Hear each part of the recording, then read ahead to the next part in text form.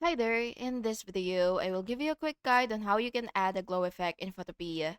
So before starting, make sure that the layer that you would want to glow is a separate layer. This is useful for neon text, glowing objects, and attention-grabbing highlights.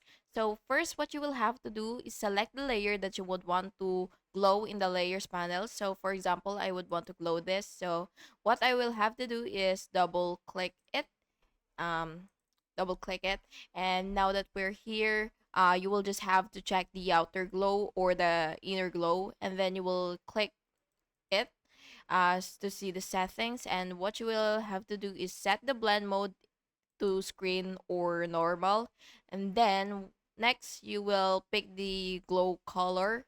So you will just have to pick from this colors, and then what you will have to do next is basically you will increase the size so that to soften it, and then you will also raise the opacity to taste.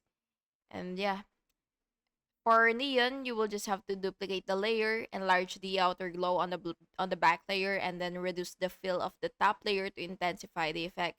And yeah, that's basically it. And thank you so much for watching this video. I really hope it was helpful for you. And if it was, please make sure to like and subscribe for more videos like this.